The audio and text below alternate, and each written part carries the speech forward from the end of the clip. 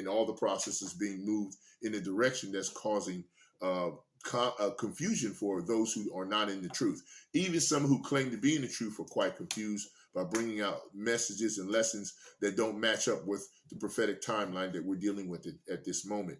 And that shows you the level of confusion that and contention that's in the body of Hamashiach. Okay. All right.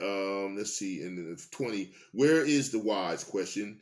Where is the scribe? Where is the disputer of the world? Hath not Yahweh made foolish the wisdom of the world? Of course he has. You see that now. They're even bugged out over the fact that when they see the chariots show up, they don't know what to do. They have no idea how to function and operate when the chariots do show up. So you can see that being the case also right at this particular time.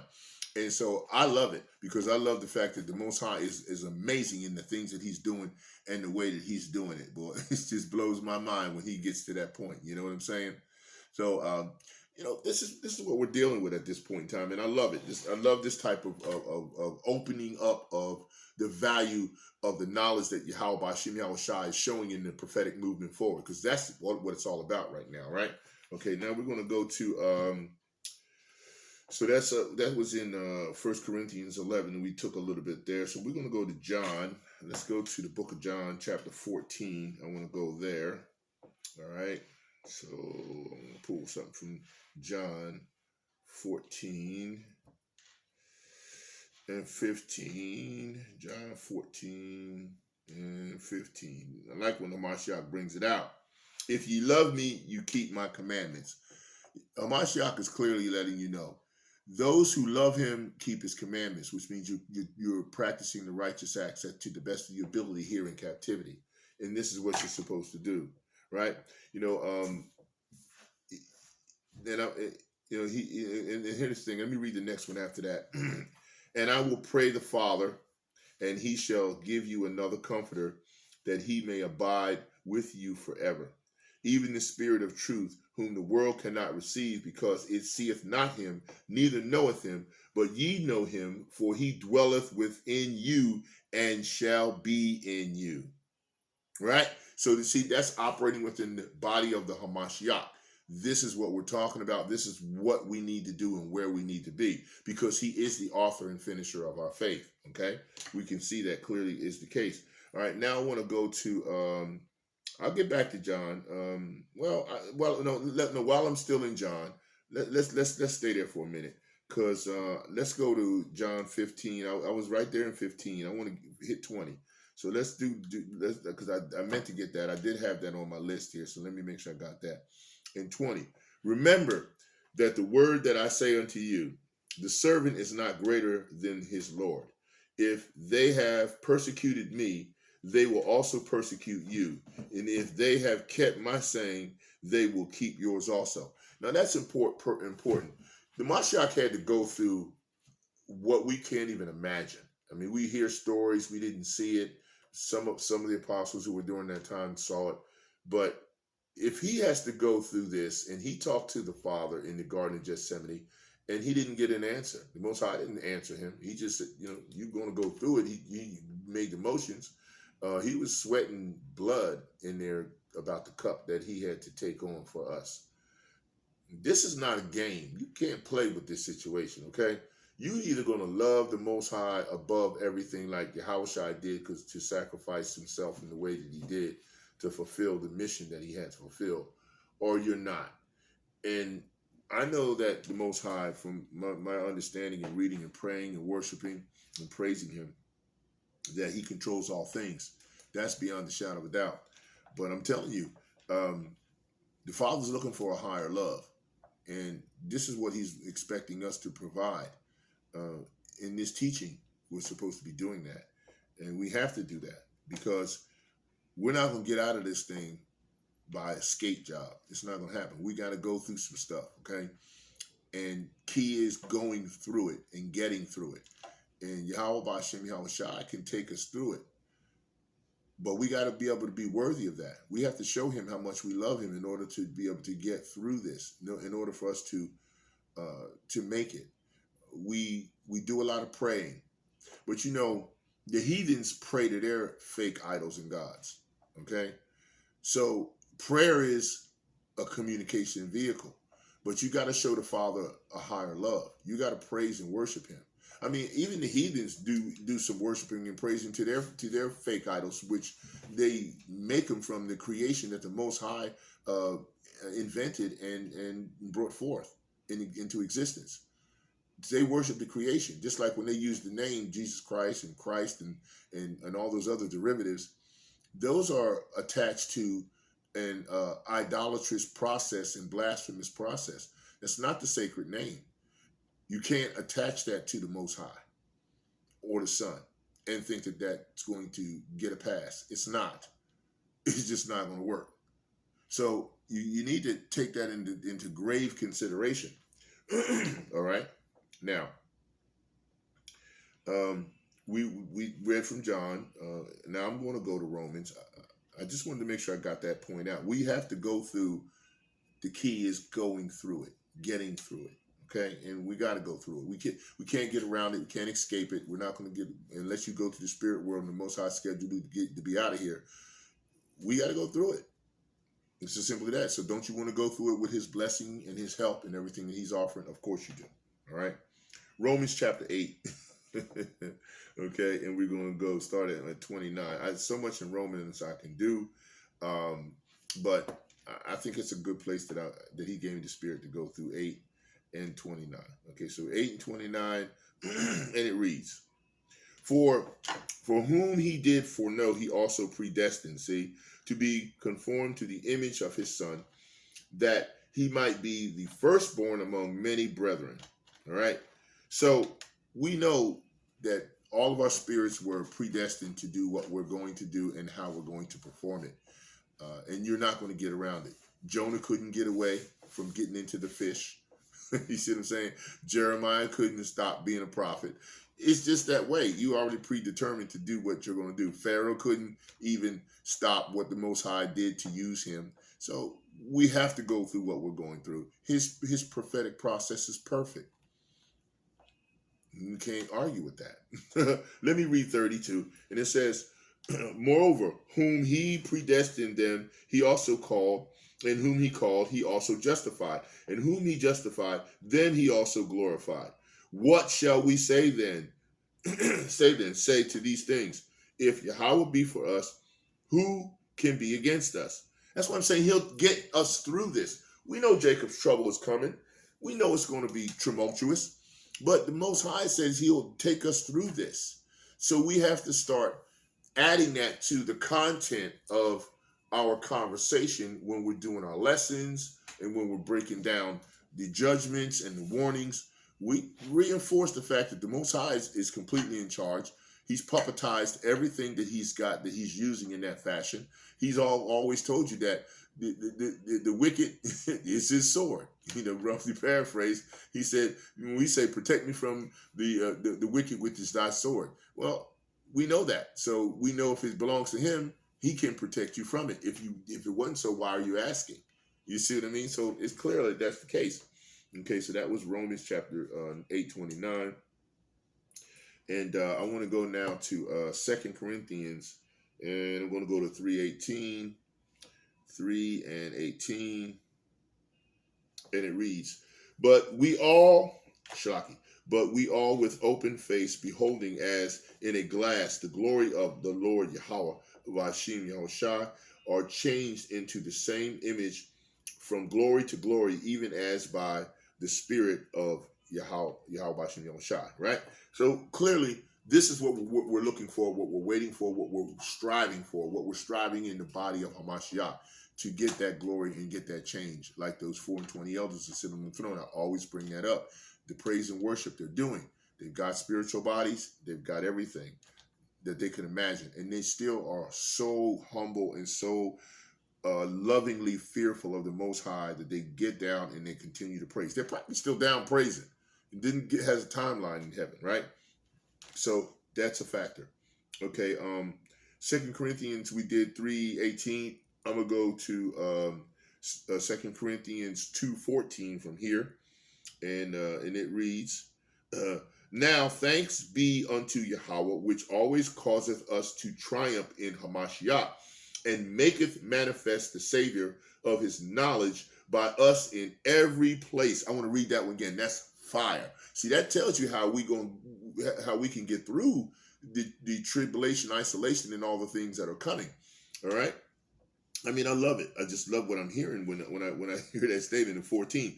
Now thanks be unto Yahawah, which always causeth us to triumph in Hamashiach. So we win, okay? And maketh manifest, which means you're going to see it happen, the Savior of his knowledge. And that's why you have to have the mind of Hamashiach to operate in this. Mirror Hamashiach, right? By his knowledge by us in every place. So that means wherever you go, whatever's happening, if you are predestined to be protected by Yahweh BAHASHAM Yahushua through Hamashiach and the angels, you are going to be protected. And that's without the shadow of a doubt. You don't even have to worry about it, right? Let's see. I want to go to 5:17. Go Corinthians 5:17. And it reads, therefore, if any man be in Hamashiach, he is a new creature. All things are passed away. Behold, all things become new. Right? Now, we need to see this because a lot of times it's not as apparent as we would imagine. You look at a lot of the Akim and a lot of the brothers and a lot of the people who claim to be in the truth, and we see remnants and similitudes of when they seem to have been in the world, and in certain moral mannerisms that they are still using, because there's still a process of conversion that is taking place. Just like we're babies in this truth and we're learning and we're growing to become more proficient in doing what Yahweh BAHASHAM Yahushua said we should do. But we also have to understand this is a process. We're growing. And a lot of times, where we grow up becomes rude and crude to our behavior, and we have to be polished like a rough diamond. You get a diamond out of the earth when you unearth it. It's beautiful. It's a real diamond. It's awesome. It's there. But when you polish it up, fix it up, clean it up, get it right, and present it, you're like, wow, it doesn't look anything like it used to. Diamonds in the rough that need to be polished up, sure, there's a lot of us that are like that, myself included. I mean, hey, it's just the way it is. But that conversion needs to be brought forward, and that's what we should be looking forward to acquiring when we go into that process, right? All right, so it says, that's why 17 says, if any man be in Hamashiach, he is a new creature. Old things are passed away. Behold, all things are become new. 18, and all things are under Yahweh, who hath reconciled us to himself by Yahushua Hamashiach, and hath given to us the ministry of reconciliation. That's important. If you're going to reconcile something and you've been given a ministry of reconciliation, you had to have something before that's associated with it, that's attached to it. That's how you reconcile something. It comes back. Now, when it comes back, it's supposed to come back better. And if it comes back better, that means there has to be a conversion. So if you're going to be reconciled, you can't be reconciled and still be the old person you were before you were in the truth as you are. The reconciliation also has to bring the conversion. Without the conversion, there is no reconciliation. Case in point, right? I mean, right on point, right? Now we're going to go to Ephesians chapter 2:10, and I'm going to pull up 5 as well, and we'll get to it. Okay, Ephesians chapter 2 and verse 10. This is one of our favorites, right? This is one of the things that the brothers always bring out, and I feel love for this passage too. Ephesians chapter 2 verse 10. For we are his workmanship. Okay, and he can't do anything that's wrong. So we are his workmanship, created in Hamashiach, Yahushua, unto good works, not wicked works, not bad works, not bugged out works. Okay, okay, which Yahweh hath before ordained, predestination again, right? That we should walk in them, meaning you have to do it. I've said many times over and over again, you have to do the commandments you can do. Don't just know them, do them. You gotta. That's how you practice something. You have to do it. Okay. 11. Wherefore remember ye that being in time past Gentiles in the flesh, right? Let me not walk past that. Like I spoke before, there's many different renditions of what Gentiles mean, all the way back from ethnos, nations, all the areas that bring in what a Gentile could refer to in context. And a lot of times, wacky tackies always confuse and mix up the context. And then sometimes Hebrew Israelites do the same thing because they don't take time to study and break down and go back to historical passages and find out what it means. Sakari always talking about exegesis and something. Okay, yeah, I mean, it's true. You need to do things of that nature. You need to go and make sure that you break down those things in a manner that gives you the right context so that you understand it. That's one of the problems that we find, that when Esau got a hold of our documents, which have nothing to do with him, in our righteous scriptures, he did so many things to he was allowed to do so many things to try to carve himself into the process of our heritage and our scriptures. It still doesn't come together and work. Even when you go into these Texas Receptus and various different renditions that they use through the Septuagint and what have you, it still doesn't match up to the breakdowns that would follow in terms of how it has to go. But again, this is part of the process that the Most High has brought forward as a stumbling block for those that are spiritually blocked. And I did my lesson on spiritual blockage. You need to look it up and check that out. Okay, we're getting ready to wrap this up soon here. We only got a couple more precepts to go with. Okay, and then we're going to finish out with, of course, Hebrews 12 too. All right, and then let's go to 5. So I want to go to Ephesians chapter 5 and 1 and 2. Be ye therefore followers of Yahawah as dear children. See, children are always willing to learn. They're always in a capacity in the process to be taught and learn. If you think you know everything, then you're not operating as a child and accepting YAHAWASHI, YAHAWASHI in the kingdom of heaven. I am a child in this. I know I'm a babe. I'm trying to grow as best the Most High through the RAWCHAA conditions allowing me to grow. And I got a lot of work and a lot of lot to go, a lot more to go. And I hope we're out of here soon, but I still want to learn as much as I can to move forward. And that's the way we should be walking. Okay. And that's important too.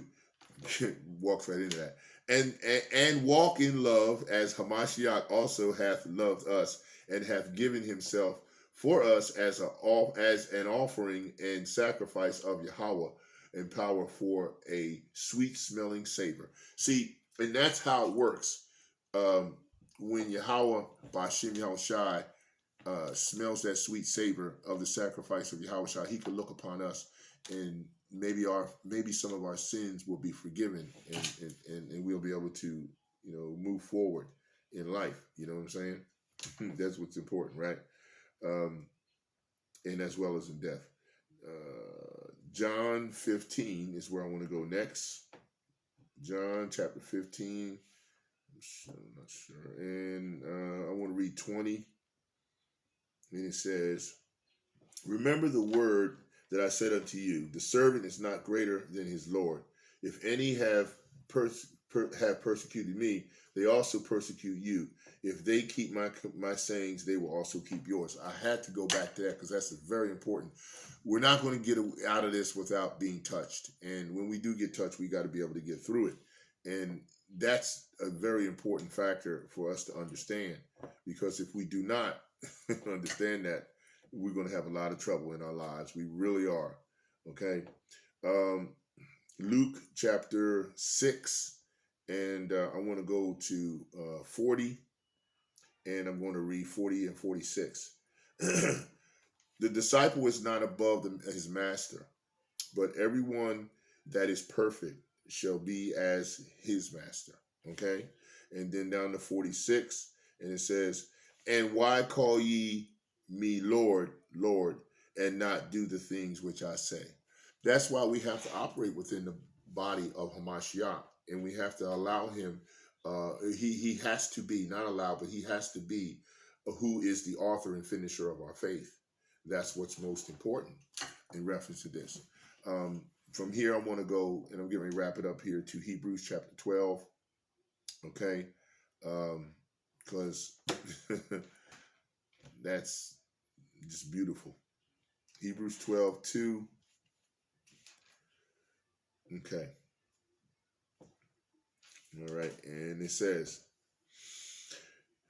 for if the word spoken by angels was steadfast, and every transgression and disobedience received a just recompense of reward, how shall we escape if we neglect so great salvation, which at the first began to be spoken by the Lord, and has confirmed unto us by them that hear him? For Yahawah also bearing them witness, both with signs and wonders, and with divers miracles and gifts of the RAWCHAA according to his own will. Okay? So we can see that we have to operate within the confines of YAHAWASHI and the body of YAHAWASHI as the Most High sent him forth to do this, to bless us and offer us this grace only to us. So we have to be diligent in every way to make sure that we do this, because he is the author and finisher of our faith. That's all we have. Why would you want anything more? You really should not, because there is no more than have YAHAWASHI be the author and finisher of your faith. I hope you'll enjoy this lesson. I hope it was edifying to you and brought to your spirit that you know you need to praise, worship, and pray more, harder, stronger, and share that same vigilant feeling throughout everything that you do. It will definitely be of value to you. It's your brother Obadiah Yahweh Command.